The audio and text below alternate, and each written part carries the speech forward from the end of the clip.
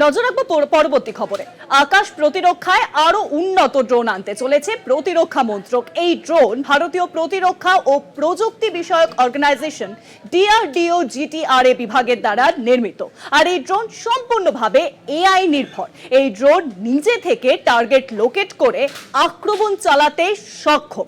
এই ড্রোন ভারী অস্ত্র, ফুয়েল ও সেন্সর বহন করতে সক্ষম। আর এই বিষয়ে আরো জানবো, নিউজ রুমের সঙ্গে রয়েছেন আমাদের প্রতিনিধি দুর্গাদাস বন্দ্যোপাধ্যায়। দুর্গাদা, এই ড্রোন, এই যে নতুন ড্রোন যা আর্টিফিশিয়াল ইন্টেলিজেন্সের দ্বারা চলবে বলে জানা যাচ্ছে, আর কি কি রয়েছে এই ড্রোন সম্পর্কে বিস্তারিত জানান।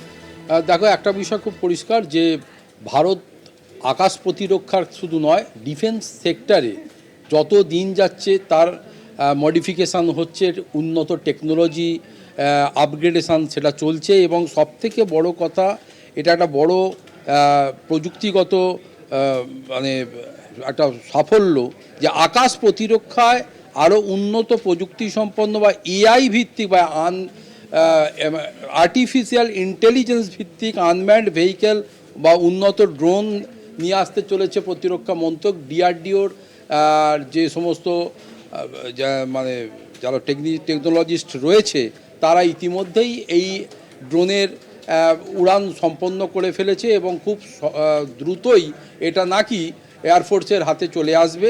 কি রয়েছে প্রথমত, তো এই ড্রোনটির মধ্যে HTFE-25 দুখানি টার্বো ইঞ্জিন রয়েছে, যে দুটি এই আনম্যান্ড ভেহিকেলটার থ্রাস্টনেসটাকে অনেকটা বাড়াতে সক্ষম।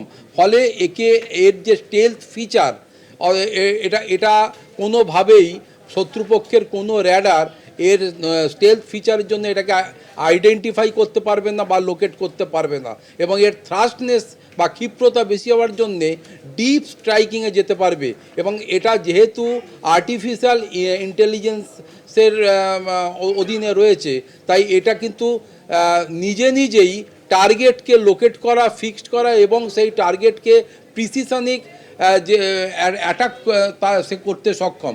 পাশাপাশি বলে রাখা ভালো যে আমাদের দেশে যে সমস্ত উন্নত ফাইটার জেটগুলো রয়েছে, যেমন সুখোই 30 MKI, তারপরে তেজস থেকে শুরু করে অ্যামকা খুব দ্রুতই ইন্ডিয়ান এয়ারফোর্সের হাতে চলে আসবে। ফলে এই জেটগুলো যখন একটা নির্দিষ্ট লক্ষ্যে একটা প্যাকেজ করে তাদেরকে পাঠানো হবে শত্রুপক্ষের ঘাঁটি ধ্বংস করার জন্যে, তার সঙ্গে যদি 2টি বা 3টি এই ধরনের এই ক্যাটস আনম্যান্ড ভেহিকেল এদের সঙ্গে যদি পাঠানো হয়, তাহলে কিন্তু এটা আরও বলিষ্ঠ, আরও শক্তিশালী হবে। এবং সবথেকে বড় কথা, এই যে ক্যাটস বা আনম্যান্ড ভেহিকেল যেটা ইন্ডিয়া আনতে চলেছে, এটা শুধুমাত্র যে অ্যাটাক করার ক্ষেত্রেই ব্যবহার হবে তা নয়। দেশের যে সমস্ত ফাইটার জেটগুলো রয়েছে তারা যখন একটা ডেস্টিনেশনে তাদেরকে পাঠানো হবে, পেছনে এই 2-3টে আনম্যান্ড ভেহিকেলকে পাঠানো হবে তাদের রক্ষা করার জন্যে। ফলে শুধু তাই নয়, এটা কিন্তু আত্মঘাতী ড্রোন আমরা বিগত দিনে যেটা দেখেছি সেই জাতীয় নয়। এর নিজে পেলোড ক্ষমতা রয়েছে, নিজে বোম থেকে শুরু করে এবং মিসাইল নিয়ে গিয়ে পার্টিকুলার লোকেটকে আইডেন্টিফাই করে অ্যাটাক করে ফিরে আসতে সক্ষম। ফলে সব মিলিয়ে কিন্তু বলা যেতে পারে যে ডিফেন্স সেক্টরে এটা কিন্তু একটা অগ্রগতি বলাই যায়। অনেক ধন্যবাদ দুর্গাদা। আমাদের নিউজ রুমের সঙ্গে ছিলেন আমাদের প্রতিনিধি দুর্গাদাস বন্দ্যোপাধ্যায়।